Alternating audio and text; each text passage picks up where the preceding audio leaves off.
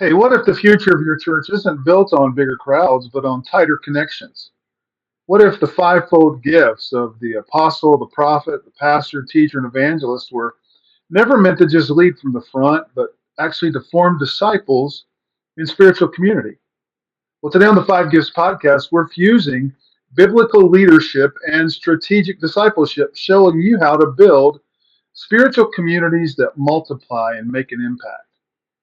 Let's talk fivefold leadership, small group momentum, and the kind of transformation that Sunday services alone can't produce. And it's all right here, right now, and only on the Five Gifts podcast.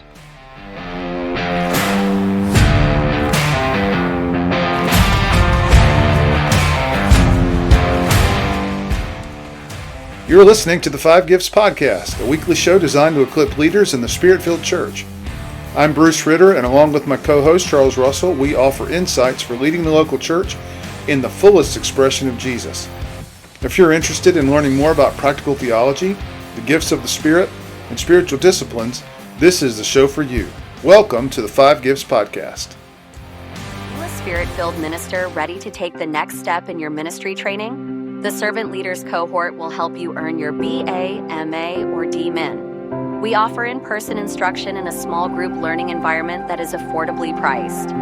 Instruction happens in monthly 2-day intensives in the Triad of North Carolina. Degrees are approved and conferred by Vision Christian Bible College and Seminary. You can earn your bachelor's in 2 years, a master's in 15 months, or a DMin in 18 to 24 months. For more information, go to fivegifts.org/SLC.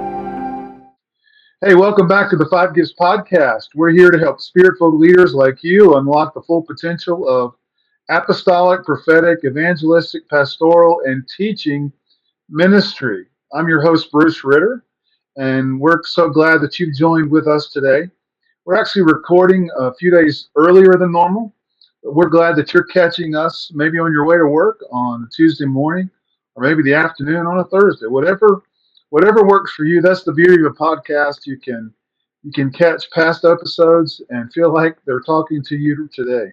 And so we hope you'll find relevance in our topic of discussion this morning. But before we get into that, I want to welcome Charles to the podcast. Charles, good to see you as always.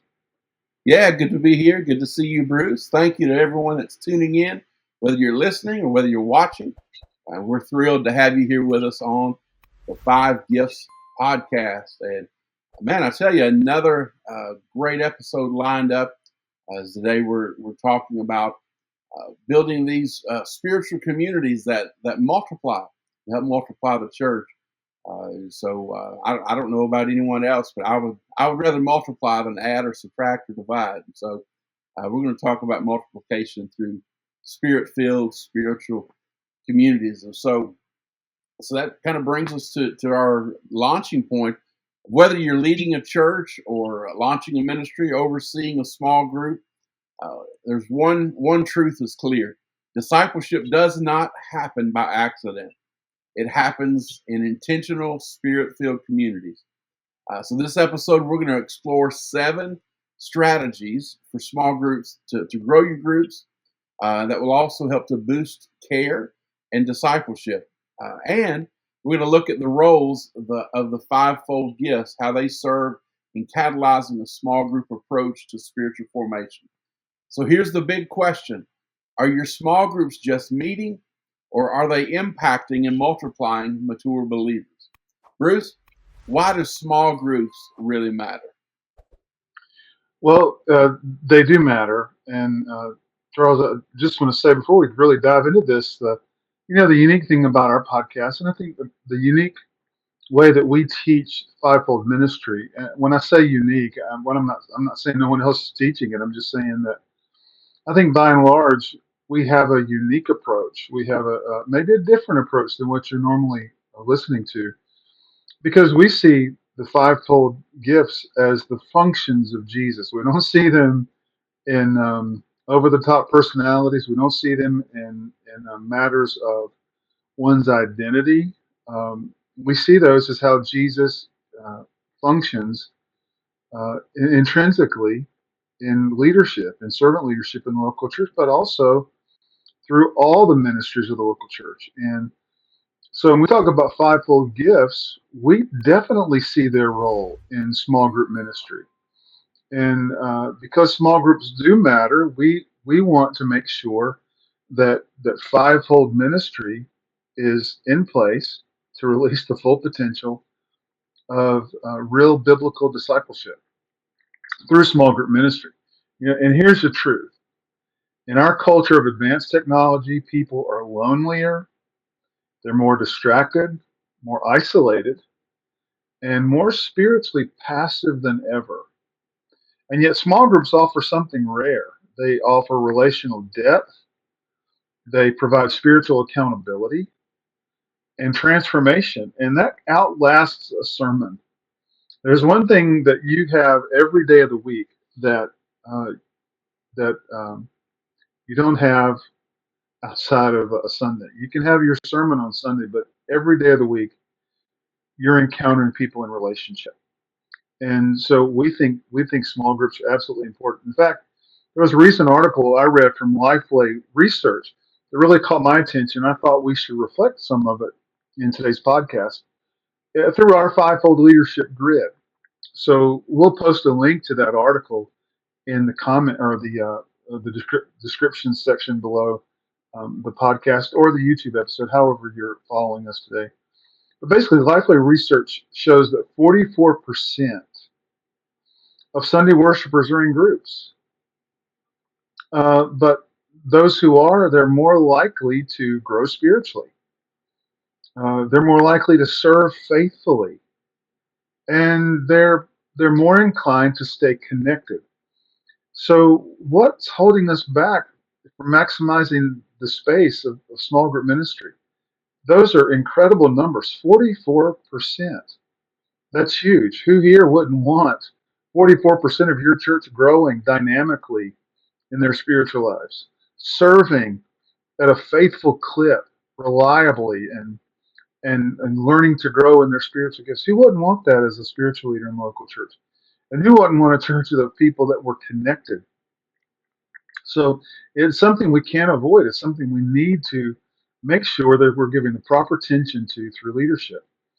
Now, what if the real breakthrough, though, isn't just in starting more groups, but aligning them with the fivefold gifts? We're going to walk through 7 strategies that, when they're infused with the biblical leadership that we talk about, they can radically reshape your discipleship culture in the local church. Charles, talk to us about these 7 strategies.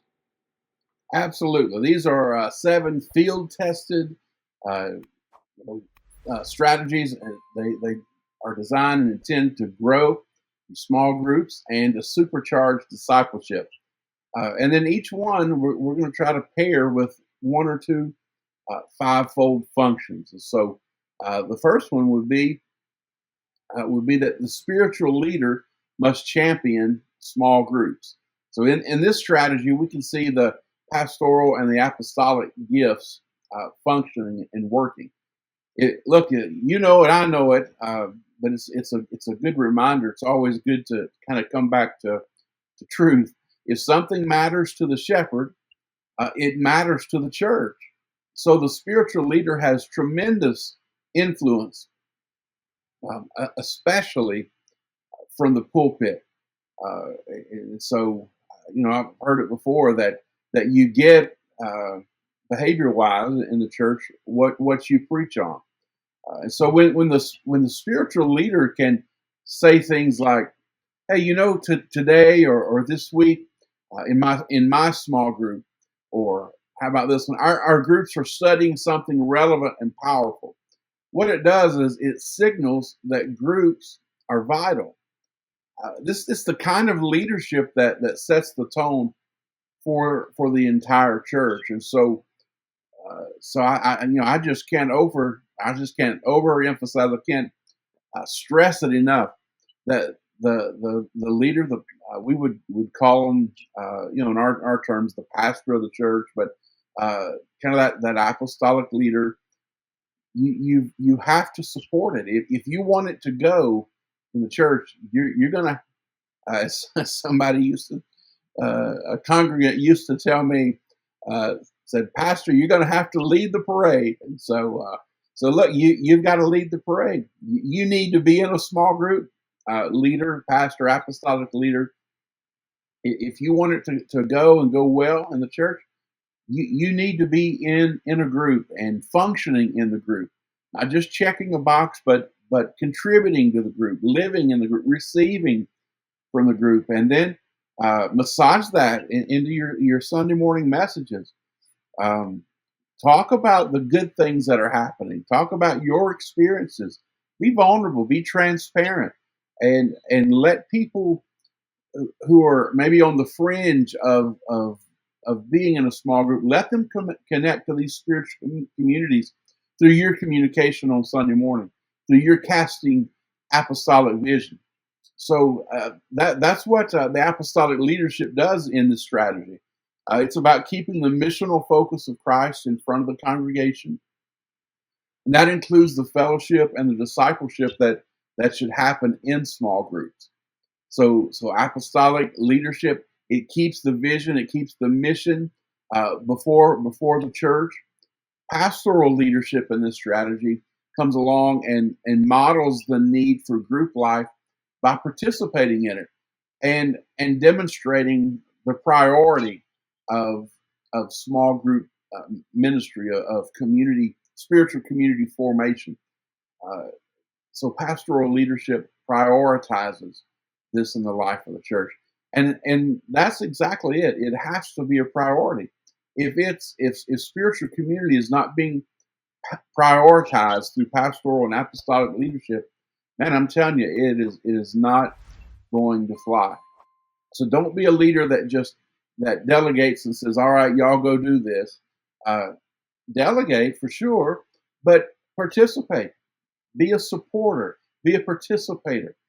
Be a champion of small group ministry, of spiritual community formation in the church, because it is absolutely necessary. So here's a great reflection question as we're thinking and reflecting on our small group ministry.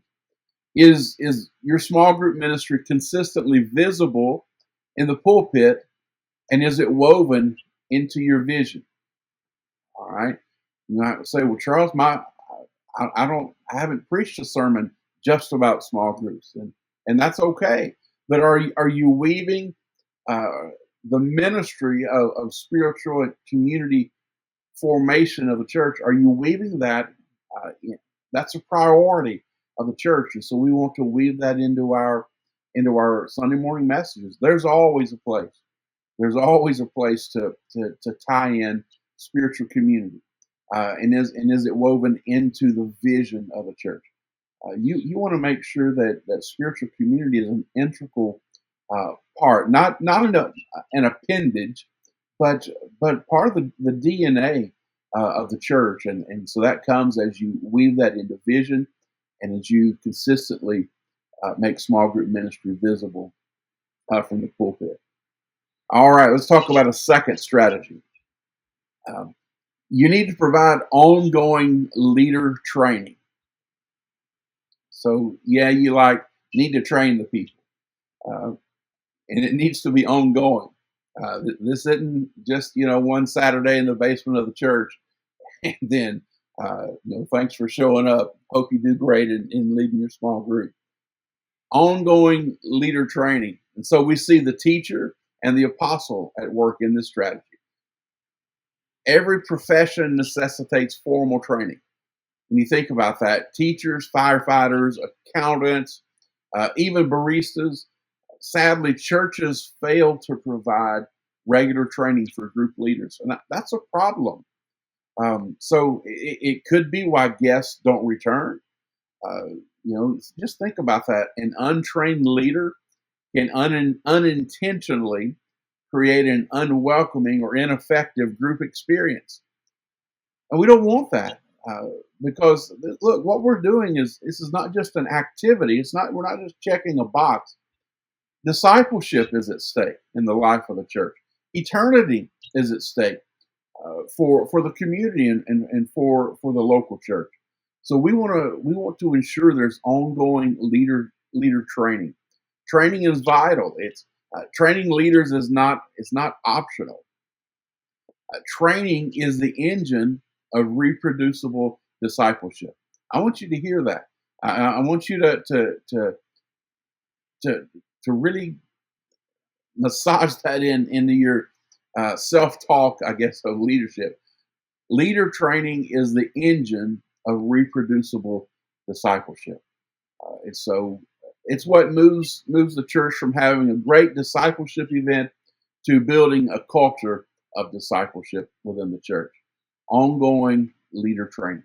Each each small group, and we want to kind of give you a framework of how to establish these leaders, these small group teams. Each small group needs 3 leadership roles. We've talked about this before, but as a reminder, every small group you want to have a team of 3. You want a teacher, an apprentice, and someone who is responsible for hospitality. And so here's how we see the fivefold ministry at work in this strategy. The apostolic leader will cast the vision and create the urgency for leaders to grow and to be trained. So that's where the apostolic functions in this ministry. You're creating urgency, you're casting vision, you're creating urgency for leaders to want to grow and to want to be trained. So that's critically important. Now remember, it's through these trained small group leaders that you're caring for and you're discipling, 50 to 70% of the congregation. So over half, we're talking about the majority of the church being cared for, being discipled in these small group environments. So we cannot overlook. We have to provide ongoing leader training. The teacher function in all of this comes along and shapes the content and makes sure that the equipping that's taking place in these groups is relevant and is powerful. Because again, the function of the teacher in the way we teach fivefold ministry, the teacher function produces strong ministers. So teachers are that function of the teacher leadership is going to shape content and make sure the equipping, the instruction, is relevant and powerful. So here's the reflection question: what's your rhythm of equipping those who shepherd others? All right, what's training? What's the training rhythm look like? What's the frequency look like? How often are you gathering? What are you instructing? How are you learning together? So just begin to identify, all right, what's our rhythm of equipping those who shepherd others? And look, for some of you may have it down. It may be everything's on beat and everything's in time. For the rest of us, we may not be in rhythm. It may be clunky and it may be out of sync. That's okay. That's what this episode's for, is to take time to assess, to reflect, and to begin to identify. All right, these are the places where we're out of rhythm and we're out of step. And so just begin to ask and begin to think. Maybe bring the leadership team in and just begin to ask this question: what's our rhythm of equipping those who shepherd others? Bruce, what's a third strategy you can help us with? Yeah, well, I find my next strategy falling really in line with what you're already saying, Charles.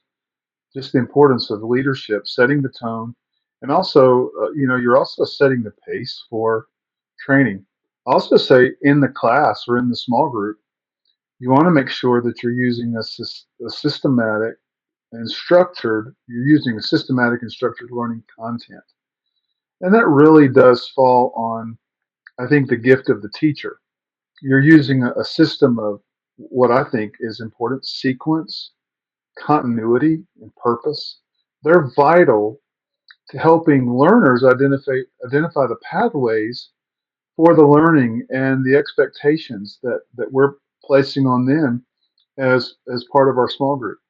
And so you may be talking about the use of a certain amount of time. One group may use 8 weeks, another group may use 15 weeks, a quarter system, maybe a monthly system. But what you're doing is you're putting people into a frame of mind, into expectations. And so there needs to be sequence and purpose, but also continuity. There needs to be some integration into a larger identified purpose for the learning, the study. It could be a small group where you're working through pastoral epistles. It could be a small group. I'm taking a small group right now through marketplace Christianity, kind of can call to in your life in the marketplace. But anything that you're using, I think it needs to be a system or systematic approach that uses those three things: sequence, continuity, and purpose. Really, a well-designed plan is what ensures that every lesson, every facilitated discussion is a meaningful, relevant Bible study experience. I don't think personally that we need to do book studies of the Bible to say we're studying the Bible. Sometimes that may come out in the principles of another book, like for example, this book that I'm using with a small group. It could be a video driven lesson, but as the teacher gift is active in this role, that it's important to make sure that things are aligning with. I mean, what is your strategy for making disciples? What is the output that you're looking for in your small group? That systematic, structured learning and the content that is paired with that is vital to you getting the output that you want from your discipleship program. You know, good curriculum can bring depth and consistency. It can maintain theological integrity. And again, whatever the format, those are some things you want to keep in mind. And again, the teacher gift is what is active in that sense to manage the process of truth leading to transformation. That really is the bottom line of the teacher gift when it's active in small group ministry. It's managing the process. It's facilitating the learning. Remember that I use this with our small group leaders time and time again. They recognize that I'm going to keep them accountable on this one thing. What is your purpose? And if they tell me, well, my purpose is to teach a Bible study, then I immediately correct them. Their purpose is not to teach a Bible study. Their purpose is to manage the process of truth leading to transformation. Their goal is to make disciples. It's not to get through a study. It's not to complete a curriculum. The larger vision of that, and Charles, that really is. I think that's what the apostolic leader does. They set the tone. This group is about spiritual transformation and discipleship. Well, the teacher is the one that's activating that in the small group experience. So, a question to think about is: are your groups unified in a systematic biblical learning, and are they contextual in style? Again, context is important. You're going to have groups of people that relate to one style in your church, where others are going to relate better to another style. And that's something we constantly have to keep in focus. And again, the teacher gift is what is managing that. The teacher gift is where we begin to apply those things that are effective and that maintain faithfulness to the overall mission. So I would say that's definitely a vital one. That systematic and structured learning when it comes to the content. Another thing that I think is rather unique, and I found this was in the Lifelight article. I would call it create a story sharing culture. And that's unique, and I think in Pentecostal charismatic churches, the idea that testimony breeds transformation. That's just in the DNA of. Think about it. As Pentecostal and charismatics, we're constantly thinking about the present activity of God, and what greater way to identify that than someone's testimony, what God is doing in their life personally. So we like to encourage an environment, and we want to encourage an environment of story sharing, building that culture.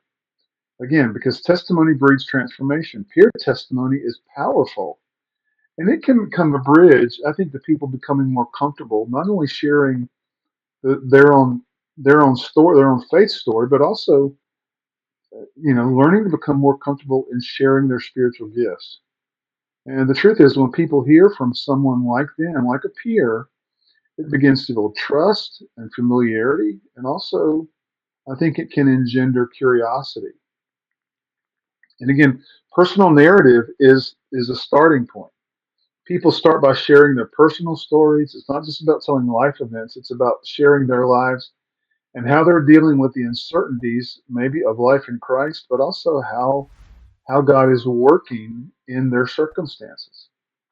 And again, that's just such a unique thing. I mean, I can think of the Wednesday night Bible study growing up as a kid, and the pastor creating space in that Wednesday night format for people to tell testimonies. I think that's a dynamic component that should be part of small groups because it contextualizes faith. It helps people share not only illustrations and learn from illustrations from the teacher, but also kind of contribute their own illustrations of how God is working in them personally. And it creates confidence again when it comes to sharing.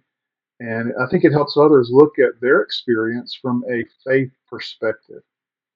When it comes to the fivefold gifts and implementing that strategy, think about the space for prophetic leadership. That prophetic leader is facilitating spirit-led sharing, and they're modeling that. They're identifying, the activity of God, not only in their own lives, but the lives of others. And so the prophetic role is really helpful to facilitate that in small group learning. And then, the pastoral role. We haven't said it enough today, but the pastoral role really is the direct connection to small group ministry. And so the pastoral role is about creating safety for people to open up, to feel comfortable to share. The pastor really is setting the tone for that small group being a safe place for people to share their story.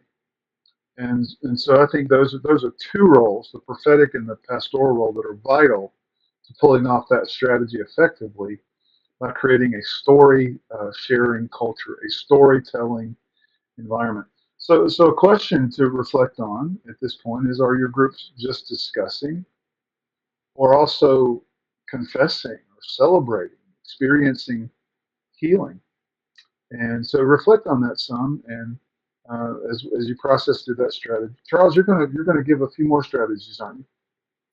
Yeah, I think the next strategy we need to talk about is we need to optimize our meeting spaces. So in this strategy, we see the pastor function and the apostle function in this strategy. So thinking about optimizing our meeting spaces, but whether it's a living room, a classroom, or a Zoom room, environment matters. So you want the best environment that you can have. So think through those things. Where are the small groups going to meet, and how can we optimize those meeting places? How can we make them uh, the best they can be? And so and that's a lot to think through it. And it's not just on you, but you're bringing that leadership team. Remember, you got a team of three leading the meeting. So how can the team best optimize uh, that living room, that classroom, the Zoom room, whatever the environment is? How can it be best prepared? Um, Seeing your meeting spaces through new eyes, that's a great place to really focus on. You know, what do you want this environment to look like? What do you want the atmosphere to feel like? When people come in, how do you want people to feel? Um, Begin to envision the guests that you want to be there. Who's going to be in the room? Who are you trying to attract, and who do you want to bring into the room? And beginning to setting up those meeting spaces. Look through some new eyes, some new lens if you will. Apostolic leadership will steward the resources and facilities of the local church. So apostolic leadership is not just casting the vision and establishing the date, or apostolic leadership also stewards resources, uh, stewards facilities for the local church, and so apostolic leader, you may need to step up your game and kind of bring the facilities up. That may be an area of leadership that you need to exercise. Stewarding resources, it may mean you need to move some things around in the budget. Charles, we don't have extra money to put towards small groups, and then you may need to allocate differently some line items and take away from uh, some programs if you're going to prioritize small group ministry. So again, apostolic leadership will steward resources, and that's just another name for manage. You're going to manage the resources the church has. You're going to manage. You're going to steward well the facilities of the local church as this pertains to optimizing the meeting spaces for small group ministry. Now, pastoral leadership functions in this manner. Pastoral leadership is always thinking about maximizing hospitality and facilitating connection. Uh, so pastoral leadership is going to look at the facility, at the room, and they're going to think, how is this environment going to best maximize hospitality? How are we going to best uh, connect with people? How are we going to help facilitate human connection in this room? And so that's what pastoral leadership does. Because again, the pastoral gift brings healing, it brings connection, it builds relationship. So that's what pastoral leadership is doing in this process. How can we maximize hospitality, and what are the best practices? How can we facilitate in the best ways human connection and relationship? So the question rather to ask for this strategy is this: are your spaces welcoming, and are they demonstrating your priority for connection and accessibility? So that's a very practical question to answer. And if you'll be honest, uh, this can really help you to gain some great traction in your small group ministries. Think about the environments where your groups are meeting. Look, that's not just a throwaway. It's not just well, we've got a meeting space and now we're done. Your teams need to focus on that. Are they welcoming? And do they demonstrate your priority for connection and accessibility? Are they prepared? Are they ready when the guests walk in? Think about that when you invite people over to your home for a meal. Uh, do you just invite them in and say, well, just going to tell them we just live here, and so and obviously we all live in our homes, but if you're like most people, beforehand you prepare and you take time because you want your guests to feel welcome, and so you clean the house, you straighten up, and into whatever level you're doing that. I guess that depends on your family dynamic, but you're taking action to maximize hospitality and to facilitate connection. You set the table in a certain way. I want so and so. I want certain people to sit in certain areas so that we can build connection. We can have conversation.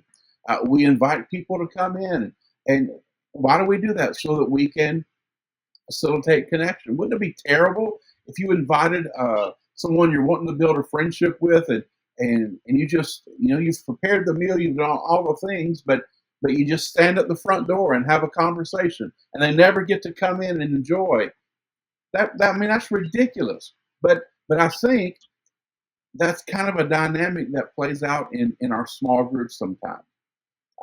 I think sometimes we get a leadership team, and then we get a date on the calendar, and we get the curriculum we're going to use, but we fail to think about the environment where we're going to meet. And just as you would prepare the environment, you would prepare your home uh, to welcome in new guests. You want to prepare the meeting space, wherever that is, to receive and to welcome new guests. All right. Well, the next strategy. Let's move on. Uh, we want to facilitate fellowship and mission events. All right, through our small group ministry. So we see the evangelist and the pastoral gift working in this strategy. Outreach events draw in outsiders, and fellowship deepens belonging. Fellowship is what facilitates the connection, helps people to feel like they belong. So the evangelist initiates growth with new participants, and the pastor integrates that and connects the people. Uh, so think about your small groups, um, fellowship and mission events, uh, outreach events, fellowship events. What is that? What does that kind of balance look like in your small groups? Is there outreach? Is there fellowship? Um, you know, fellowship is going to be. It's probably going to be just a little more natural in the small group. Um, but we've got to build in outreach. We want evangelism taking place because we don't want that small group to just be static and to kind of freeze.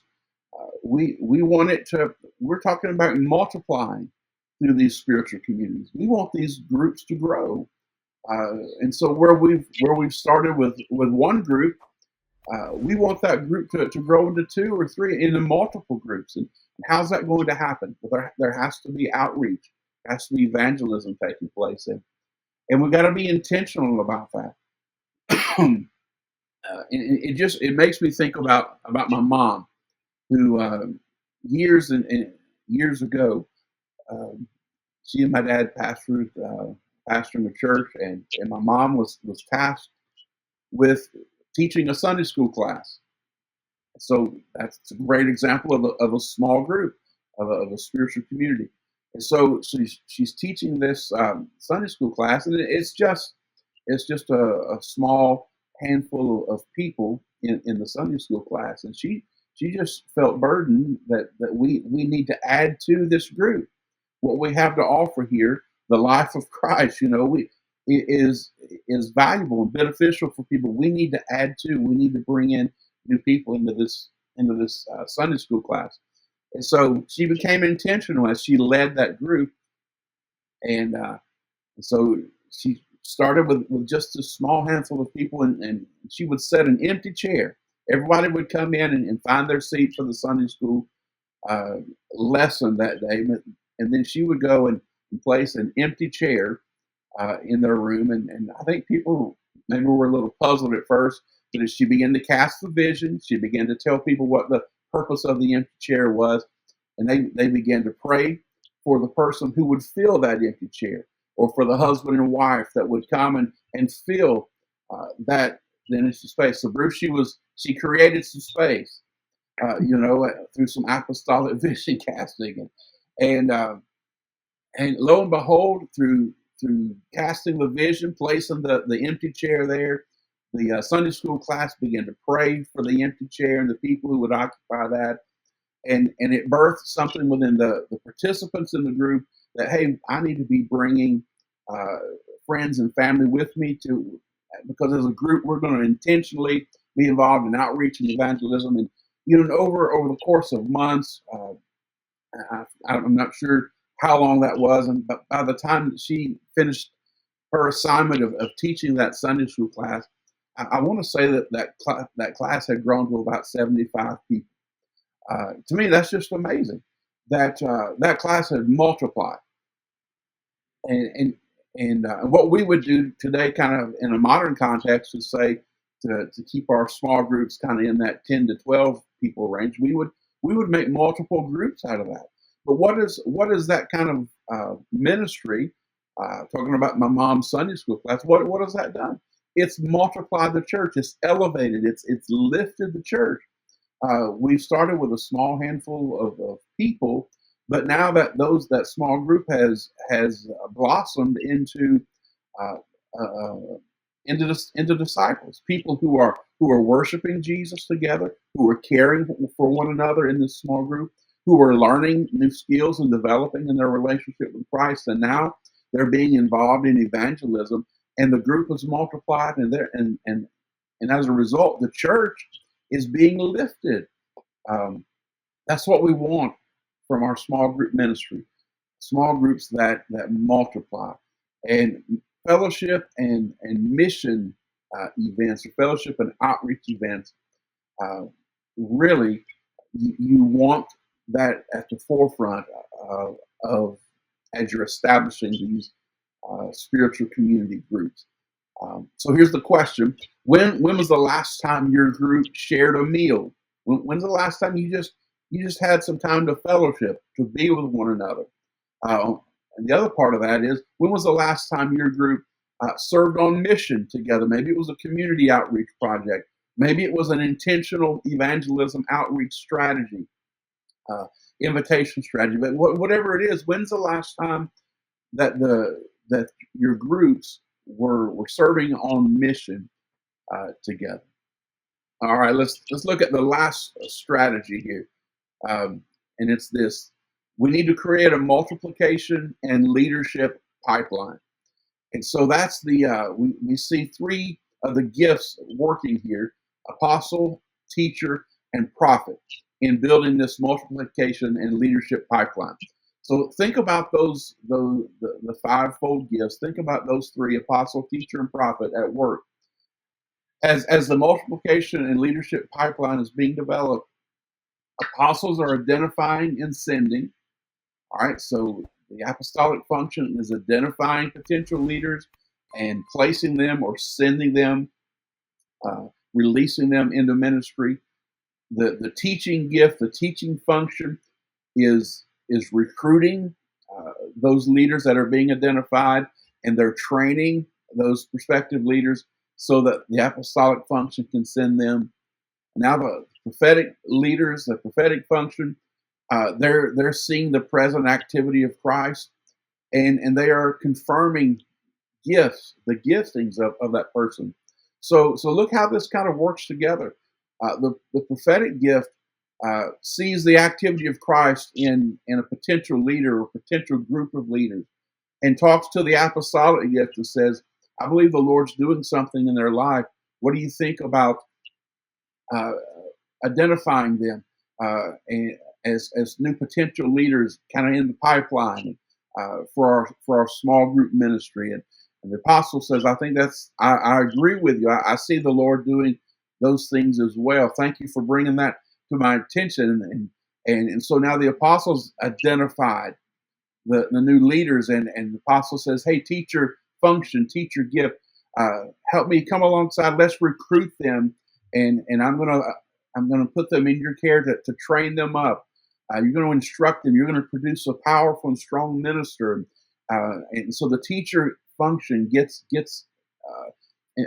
in part of the process here, and now now we've got a leader who we see the activity of God working in their life. They've been identified.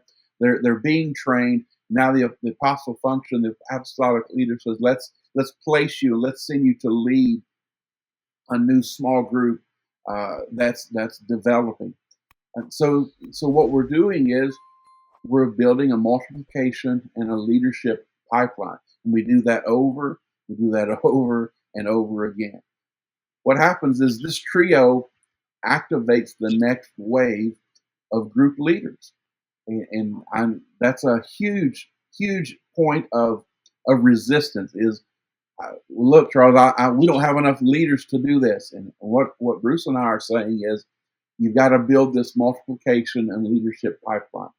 Begin to let these three gifts work and function together, so that there's going to come a time you do have enough leaders. And you don't wait until you have enough. You start now and you begin to build. And you lay one piece of the track down and you run on that. And as you're running, you're building the next piece. It's a constant building and developing process. But when these three gifts work and function together, the next wave of group leaders begin to emerge. They're identified, they're recruited, they're trained, they're sent and released, and the church continues to flourish. So here's the question: are you raising consumers, or are you commissioning co-laborers? All right, are you raising consumers or commissioning co-laborers? So, Bruce, what are the ascension gifts or the servant gifts of Christ look like in small groups? That's so important to spiritual formation. We've talked so much about how important it is to generate, good small group ministry from a fivefold ministry perspective. But there's actually a role for those gifts in the small group. Now, we mentioned earlier that there are three roles that you need leadership-wise for any small group. You need a facilitator. You need a leader. You also need someone who is apprenticing or learning how to lead along with the leader. And then you need a hospitality person. We're not saying that those are the only three roles you need. You still want in the group, you still want the fivefold giftings. You don't want fivefold positions. You want the fivefold giftings. And so I was thinking maybe one way to contextualize it is just to think of what is your goal? What are you trying to produce in disciples? We did a few weeks ago, I think we did Peter Scazzero's 7 Marks of Emotionally Healthy Disciples. And so I was just reflecting on that and thinking about what would that look like in a small group setting. So I'm just going to use his 7 marks of emotionally healthy discipleship and and kind of go from there. So I hope this will work, but let's try it. Remember that Scazzero says that it's important that healthy leadership is about being before doing, that disciples need to learn that their life is one of being before doing. And so, to implement that, we need to remember to emphasize that with disciples. You remember Moses at the burning bush when God appeared to Moses at the burning bush, and Moses said, "Who are you, Lord?" And the Lord spoke, and He said, "I am." He didn't say, "I do." He said, "I am." And kind of reminds me, forgive me, but I can't help but think of the old Van Halen song. I think it's from the Twister soundtrack, "Humans Being." That's who we are. We are human beings. We're not human doing. Humans, human doers. We tend to act like that, though, and I think it's important to recenter discipleship on things like identity. So we want to prioritize being with God and letting the life of His Spirit have cultivated an environment to begin to grow in our identity. I think in a small group setting, prophetic leadership in the small group is going to implement things like worship, use disciplines of praise, of silence, of thanksgiving, of prayer. I think it's not just something we want to emphasize to the larger congregation, the importance of private devotions. We talk about getting the congregation involved in private devotions. I really think that needs to be reinforced in small groups too. I think there needs to be an accountability measure that says every member of this small group is going to participate at some level in private devotions. The idea of spending time as a group in prayer, I think that facilitates the Spirit's empowerment. I think it facilitates encounter, and those are just vital. So prophetic leadership is important for emphasizing being over doing, and also teaching leadership. I think one of the things that is important for teachers to remember is that one of the goals of this group is to equip people to live out their identity in Christ. You see that constantly in the Apostle Paul's ministry. The idea of really defining what it means to be in Christ, what it means to be a follower of Jesus. It's not entailed in just what you do, but intrinsically who you are. So I think the prophetic and the teacher roles are really important there. Another thing that Scazzero says is, and we spent a lot of time on this a few weeks ago, one of my favorite episodes we've done, is about following the crucified Jesus and not the culturalized Jesus. Remember that if we follow the wrong Jesus, we're going to become the wrong person. Our goal is to help people to become like Christ. So it's important that we embrace things about Jesus that are not always tied to who he's often presented, in the culture. Who is he biblically? Who is the biblical Jesus? Well, he's the crucified Jesus. He gave up his own life. He lived in humility. He was countercultural, and so we want to encourage that in people to embrace sacrifice and to count the cost and realize that's part of the Christian life. Sacrifice, to cultivate humility. Charles, I think humility is so vital in discipleship because humility. It's like Francis Frangipane said that humility is the substructure of all transformation. That's where that's where God pours out grace, where He finds people that are humble and teachable and submitting to Him. And so I think it's important that that's part of it. And apostolic leadership in the small group. I'm not saying that your leader in the small group is an apostle. We're not saying that. But there is an apostolic gifting, an apostolic functioning where they cast vision for Christ likeness. They keep the image of Jesus in front of the group. And then also teaching leadership is about teaching and equipping people to practice things like self-denial, to embrace humility, to embrace servant living, and to pursue a Christ-like mission. So I would say those are two areas. Charles, what would be a couple other areas? Well, I believe embracing God's gift of limits. We've got to acknowledge and accept human limits are as part of God's design. None of us have all five of the gifts. We've kind of said it tongue in cheek before, but it takes about two or three of us to make one Jesus, So there are limits that we can operate in the ascension gifts of Christ, the servant leadership gifts of Christ. And we just have to accept that limits are part of God's design, but that's a good thing because it doesn't all fall and burden just one person. So acknowledge and accept human limits as part of God's design. So this is really a pastoral function, pastoral gift functioning here because again, this doesn't mean that this person is the pastor of the church in the terms that we understand and typically use that word pastor, but it is the pastoral gift at work and functioning within this small group. What is that gift doing? It's caring for soul health.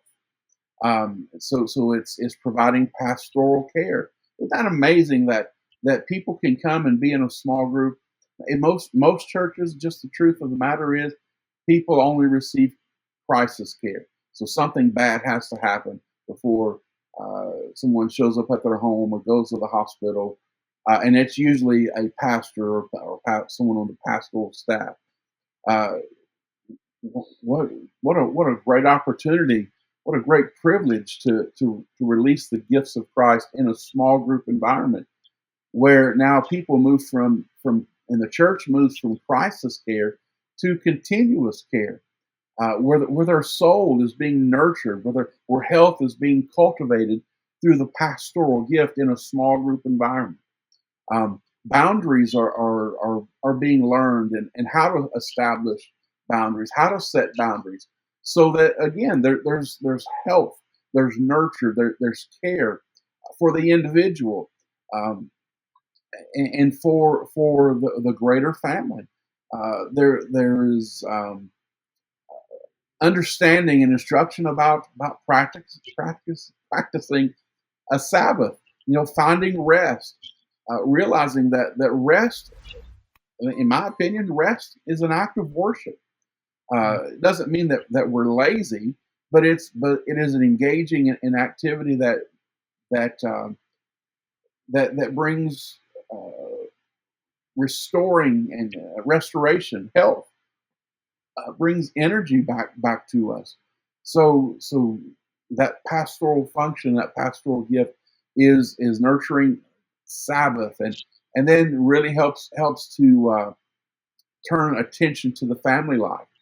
So in our world of busyness and accomplishment and achievement, and the family and the life of the family oftentimes becomes neglected. But in this small group environment, the pastoral function is really directing our attention back to the family as well, so that the family is being cared for. The family is finding rest. Understanding that embracing God's gift of limits, this pastoral function really powers that. And so the next point to talk about would be discover the treasure that's buried in grief and in loss. Discover the treasure buried in grief and loss. So, allowing pain and loss to form Christ-like character. Uh, Again, we're talking about these 7 marks. So, uh, helping people in this small group environment come to the place that they realize that yes, we're experiencing pain and loss, but this doesn't have to be a dysfunctional experience. This even in the midst of pain and loss, we can still find Christ, and we can still have our character formed in the Christ-like character. So we see the pastoral and the prophetic working here, providing space for vulnerability and emotional honesty, affirming the activity of God, even in loss and difficulty.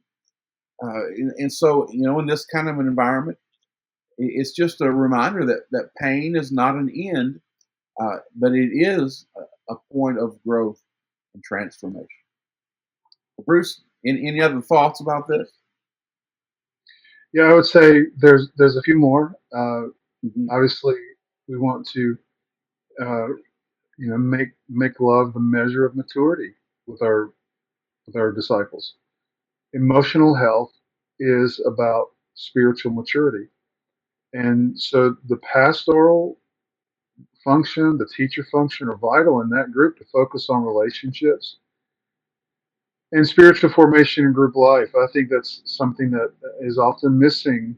You know, discipleship alone is not going to happen from the pulpit. It takes relational context. It takes, and all the relationships that are part of a small group. You're going to find spiritual fathers and mothers in relationship. You're going to find someone to mentor. You're going to find the release of your gifts as a mentor in a small group. You're going to find the capacity to feel compassion and pray for other people, and those come, in that small group atmosphere. And so, again, the pastor and the teacher want to help that group focus on those relational dynamics that lead to spiritual maturity by teaching people to love one another, to show compassion. The evangelistic leader or the evangelistic function in that small group is about modeling and facilitating compassion for the lost. So when you do a group project, maybe a group outreach, that's where the evangelistic function gets to take the lead and say, listen, we care about God's lost sons and daughters in this community. We care about lost family members, that we may create an environment for lost family members to come and be part of. So again, making love the measure of maturity, it has to be led, and it really does require the pastoral element, obviously the teaching element, and the evangelistic element. Also, think breaking the power of the past is also uh, a, a very powerful feature in the small group. That's where we can address generational patterns and wounds and facilitate healing environments. One thing I love about pastoral ministry, when you look at it in the fivefold grid, it doesn't bear the weight of everything. It really does free the pastoral role to be what a pastor is. A pastor is a shepherd. A pastor is a connector. And so I think that the pastor is that catalyst for healing. I just love the image of Psalm 23. and how the shepherd is someone that nourishes and is life-giving, a life-giving figure in a person's life. And so again, when the pastoral role and the prophetic role, I think, are vital in that strategy of helping people break free from the power of their past.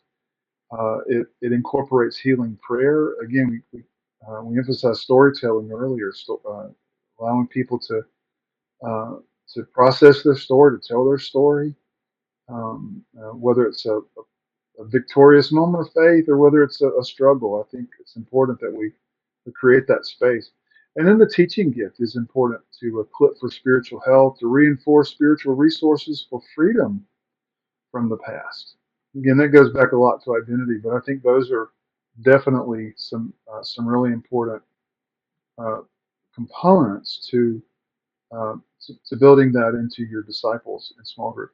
And then lastly, I would say that it's important we teach people to lead out of weakness and vulnerability, to depend on God's strength and not personal charisma.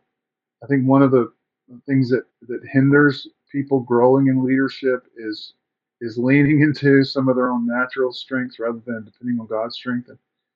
And honestly, God's strength is perfected in weakness. Um, we're clay jars, man, and the excellence of the power it doesn't spill out until we show the cracks, until we show how vulnerable we are. And so teaching people that is the the pastoral role. Let me say that in the small group, it doesn't have to be the lead pastor of the local church. It's just someone that is functioning in a pastoral capacity. That function of pastor helps create um, a safe place for people to share their struggles. Leaders can share their struggles in a small group, and I think they need to learn to become more vulnerable, to be more self-sharing, and they can model authenticity. They can model not only vulnerability, but they can also demonstrate how important that is to being a grace receiver. And so, leading out of weakness and vulnerability, that has to be modeled. And I think that pastoral function in small groups is really vital.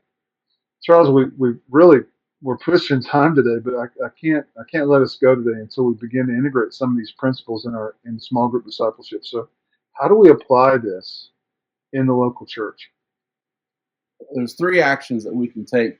And I encourage you to take this next month, take the next 30 days, and really begin to implement these three actions. Number one, audit your current groups. Take an audit of your current groups. What does the leadership look like? Are they aligned with fivefold functions?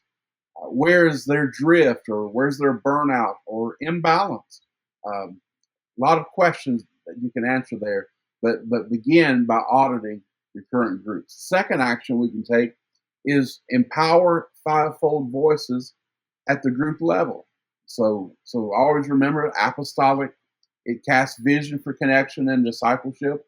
It forms the body through systems. It scales multiplication, and it launches new leaders. The prophetic, it fosters authenticity, spiritual hunger, and discernment. Pastoral role, shepherds hearts, builds community, releases healing, cultivates care. The teaching role, teaching gift, grounds people in the word. It forms faithful leaders.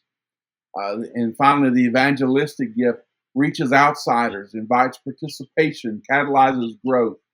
So recognize and release those with apostolic, prophetic, or teaching gifts to shape your group strategy. The third action we can take is this: embed the strategies above for healthy disciples. Set a quarterly goal, or set quarterly goals to grow through learning, through inviting, through fellowship, and through engagement. So what if every group became a greenhouse for gospel growth? Well, that greenhouse starts with fivefold vision and intentional action. Bruce, I'm going to turn it over to you. We have delivered on content today. The Yeah. Fivefold Gifts podcast is never short of really great content. And so we hope that you're able to use some of our measly content today. Remember, discipleship doesn't just happen in sermons; it happens in stories. It happens in living rooms. It happens in circles of trust that are forged in relationship. And so, when the fivefold gifts work together, small groups stop being programs. They really become portals for supernatural transformation. So let's learn to lead, equip, and multiply like Jesus intended, with all five gifts engaged and every believer equipped and empowered. What can you do this week from just some things that maybe sparked in you from this podcast? If this episode did that for you, or maybe you're seeing that it can be that kind of catalyst for your team or ministry, then share it with your group director, share it with your lead pastor, share it with your leadership team, share it with your small group team, and get them on board with maybe some things that you're processing and thinking through. Let our podcast support what you're doing. You can also subscribe and leave a review so more leaders like you can discover what we offer on the Five Gifts podcast. As always, if you're ready for coaching, whether you lead a church, a nonprofit, or a kingdom-minded business, we offer customized coaching for individuals and church teams. So that can be one-on-one coaching to clarify your personal call and strengthen your systems. There can be some team strategy sessions to help you align your leadership and your priorities and your growth rhythms. You can also schedule your free discovery call now at charlesrusselltraining.com or charlesrussellministries.com and coachingcardia.com. Now, until next time, we encourage you, keep building, keep equipping your leaders, and keep leaning into the fivefold future for your local church. God bless.